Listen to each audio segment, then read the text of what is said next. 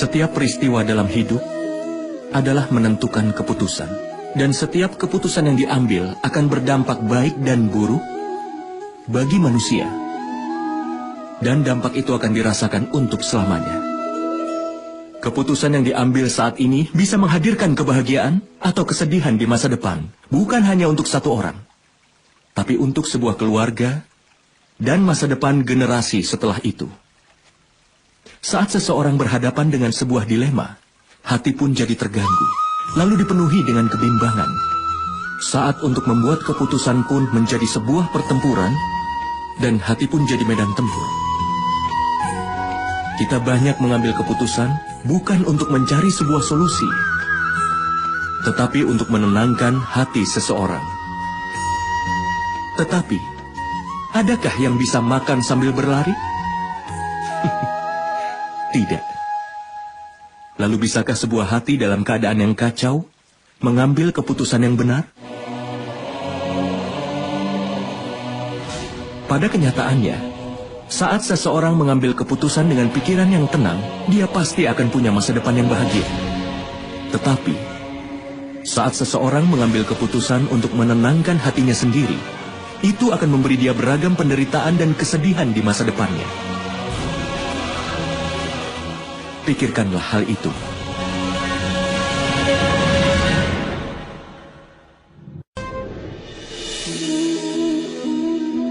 Rasa takut selalu berasal dari dalam hati manusia itu sendiri. Terkadang, ketakutan akan kehilangan kekayaan. Terkadang ketakutan dipermalukan. Terkadang takut terpisah dari mereka yang kau sayangi. Karena itulah, ketakutan saat ini sepertinya normal untuk semua orang. Pernahkah kau pikirkan itu? Apakah keadaan atau hal-hal yang menjadi penyebab rasa takut adalah juga akar dari kedukaan? Tidak. Tidak ada hal yang seperti itu. Dan pengalaman semua orang menunjukkan bahwa memiliki rasa takut tidak menyelesaikan masalah di masa depan. Rasa takut hanyalah imajinasi dari kedukaan yang akan datang. Itu tidak ada hubungannya dengan hal apapun juga. Meski sudah mengetahui rasa takut tidak lain hanyalah sebuah imajinasi, apa sulit untuk lepas darinya dan hidup di dunia ini tanpa rasa takut? Coba kau pikirkan itu.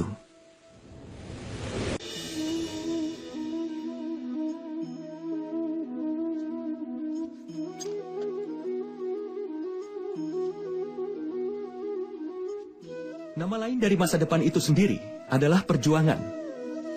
Dan bila keinginan dari hati tidak pernah terpenuhi, maka hati pun merencanakan masa depannya. Dia terus membayangkan tercapainya keinginan di masa depan nanti. Tapi dalam hidup, hidup tidak hanya ada di masa depan atau di masa lalu. Hidup juga ada di masa sekarang ini. Dengan kata lain, hidup di masa sekarang ini adalah inti sebenarnya dari kehidupan. Tapi meski sudah mengetahui hal ini, kita tidak bisa mengerti kebenarannya. Entah apakah kita hanya menyerapnya begitu saja di masa lalu, atau terus berencana untuk masa depan dan dalam kehidupan kita. Kehidupan berjalan terus. Kalau kita bisa menerima kehidupan yang utama, maka kita bukan hanya tidak bisa melihat masa depan atau membentuk masa depan itu. Tapi yang bisa kita lakukan adalah menyambut masa depan itu dengan kesabaran dan keberanian. Lalu menyambutnya dengan tangan terbuka. Semoga setiap peristiwa kehidupan dipenuhi dengan vitalitas. Pikirkanlah hal itu.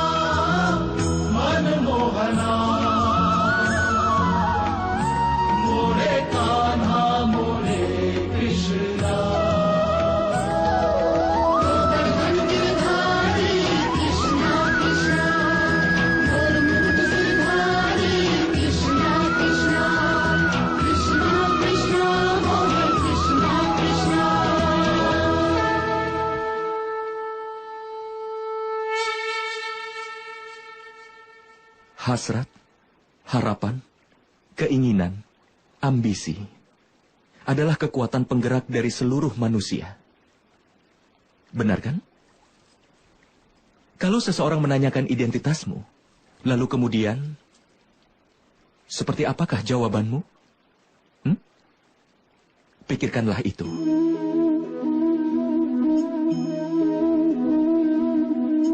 Kau akan segera menyadari bahwa semua keinginanmu akan menentukan hidupmu. Keberhasilan setelah mencapai sesuatu dan kegagalan setelah tidak berhasil mencapai sesuatu menggambarkan identitasmu. Banyak orang menjalani hidupnya dan mereka begitu ingin mencapai banyak hal, tapi hasrat mereka sendiri tidak pernah benar-benar mati. Keinginan membuat mereka menembus berbagai hal untuk mengejar cita-cita mereka.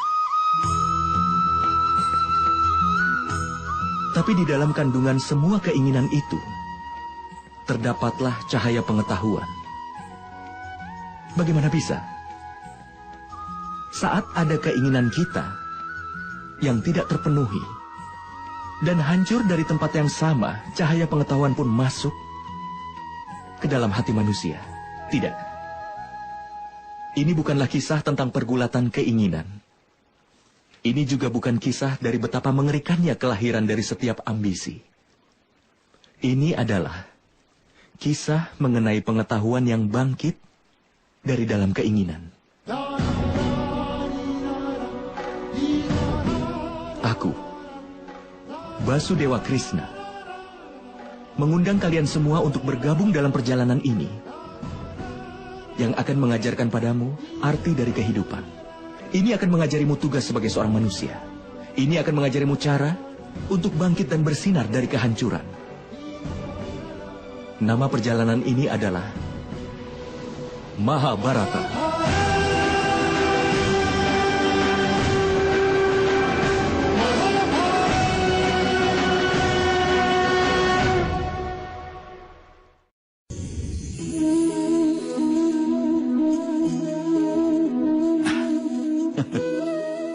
Landasan dari semua hubungan manusia adalah harapan.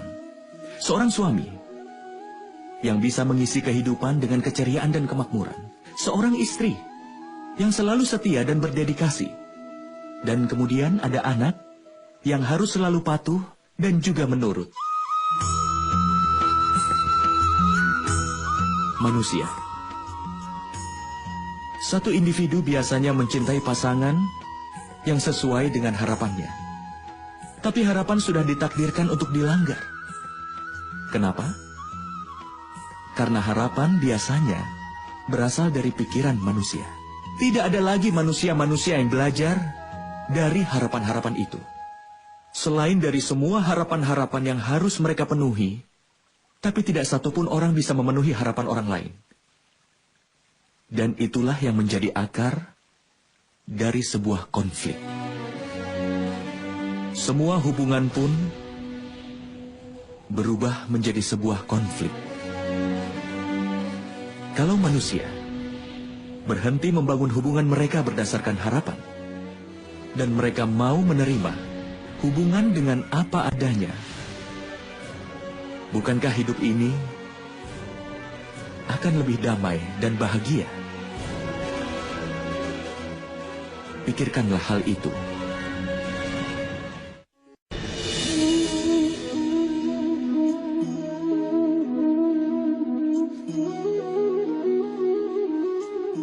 Di dunia ini, setiap orang punya kelemahannya sendiri dibandingkan yang lain. Misalnya, ada orang yang tidak bisa lari dengan cepat, sementara lainnya tidak bisa mengangkat beban berat. Sementara yang lain bermasalah karena sebuah penyakit, yang lainnya tidak bisa mengingat semua hal yang telah dia pelajari. Ada banyak sekali contohnya untuk itu. Apakah kau mengenal seseorang yang memiliki segalanya? Dan satu-satunya kelemahan kita itu dianggap sebagai bagian penting dari hidup kita. Itu melahirkan kesedihan dan kekecewaan dalam hati kita sendiri. Kelemahan itu entah sebuah cacat bawaan atau diwariskan takdir dengan kelemahan yang sama, di mana seseorang yang terpengaruh olehnya tidak bisa mengalahkannya. Tapi ada juga beberapa orang di mana dengan kebenaran dan kerja keras bisa mengalahkan kelemahan mereka. Apa yang membedakan orang seperti itu dan yang lain? Apa kau pernah memikirkannya? Ada jawaban yang sederhana untuk itu. Seseorang yang tidak membiarkan kelemahan mengalahkannya, dan dia memiliki kebenaran di dalam hatinya, pasti akan mampu mengalahkan kelemahannya. Dengan kata lain, Tuhan mungkin memberikan satu kelemahan atau mungkin lebih. Namun itu hanya ditentukan oleh orang itu sendiri. Pikirkanlah itu.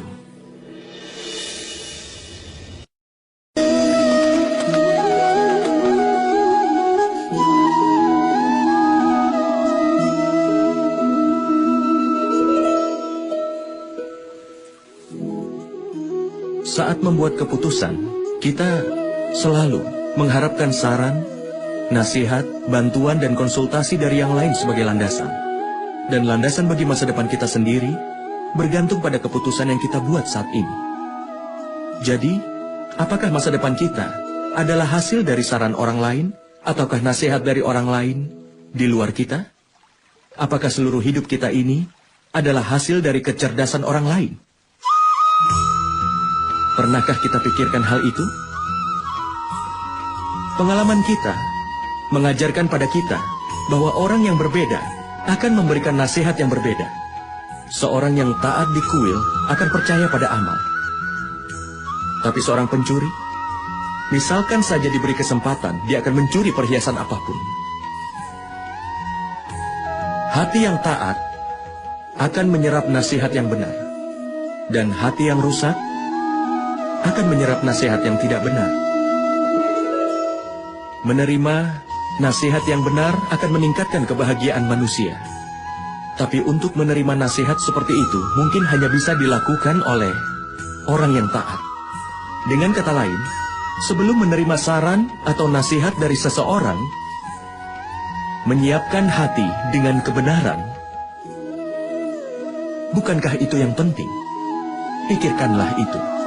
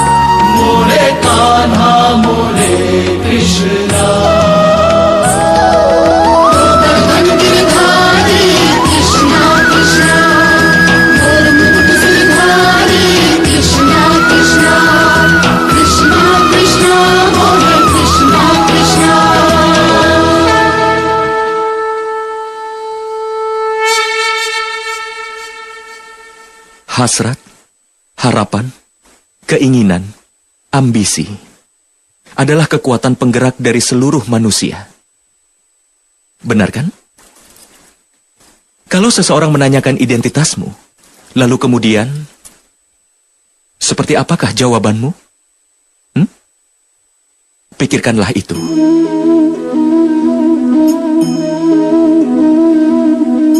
Kau akan segera menyadari bahwa semua keinginanmu akan menentukan hidupmu.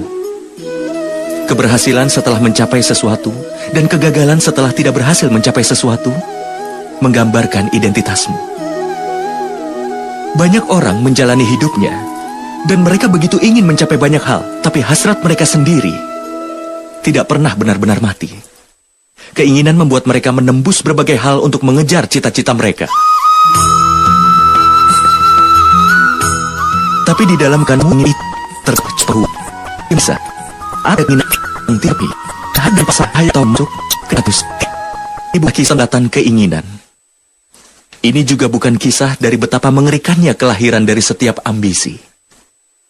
Ini adalah kisah mengenai pengetahuan yang bangkit dari dalam keinginan.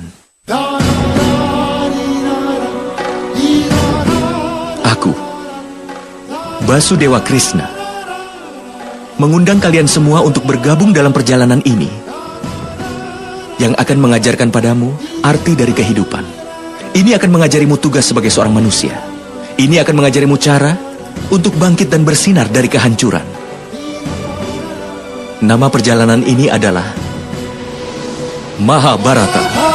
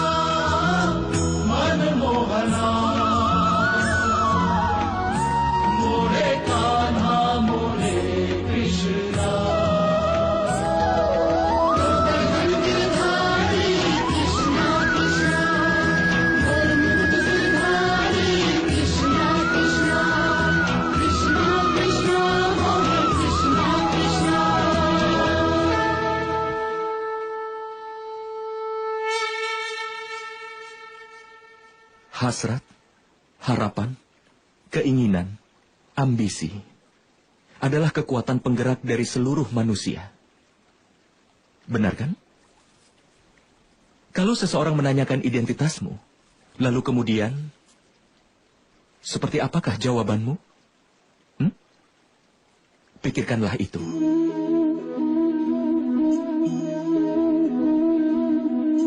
Kau akan segera menyadari bahwa semua keinginanmu akan menentukan hidupmu.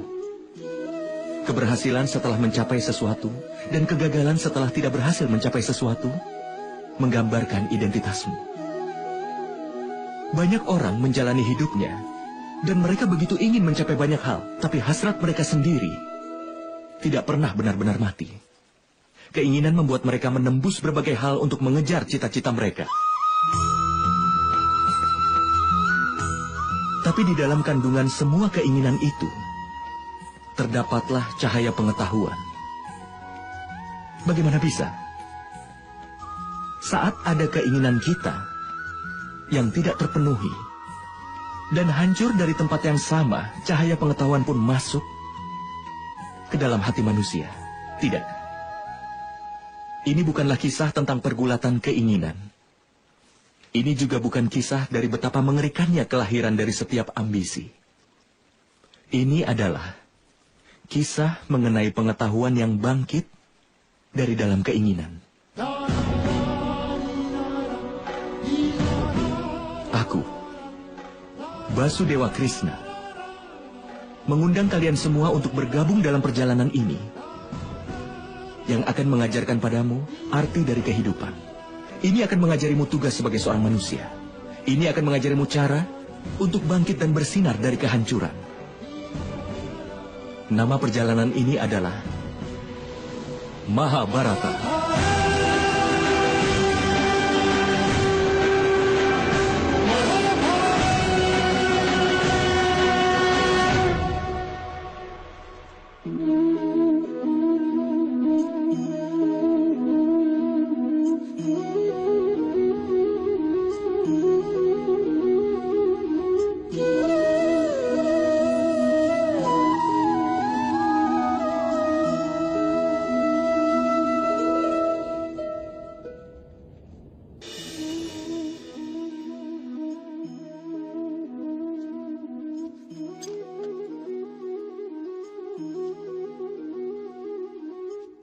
Nama lain dari masa depan itu sendiri adalah perjuangan. Dan bila keinginan dari hati tidak pernah terpenuhi, maka hati pun merencanakan masa depannya. Dia terus membayangkan tercapainya keinginan di masa depan nanti. Tapi dalam hidup, hidup tidak hanya ada di masa depan atau di masa lalu. Hidup juga ada di masa sekarang ini. Dengan kata lain, hidup di masa sekarang ini adalah inti sebenarnya dari kehidupan. Tapi meski sudah mengetahui hal ini, kita tidak bisa mengerti kebenarannya. Entah apakah kita hanya menyerapnya begitu saja di masa lalu, atau terus berencana untuk masa depan dan dalam kehidupan kita. Kehidupan berjalan terus. Kalau kita bisa menerima kehidupan yang utama, maka kita bukan hanya tidak bisa melihat masa depan atau membentuk masa depan itu. Tapi yang bisa kita lakukan adalah menyambut masa depan itu dengan kesabaran dan keberanian. Lalu menyambutnya dengan tangan terbuka. Semoga setiap peristiwa kehidupan dipenuhi dengan vitalitas. Pikirkanlah hal itu.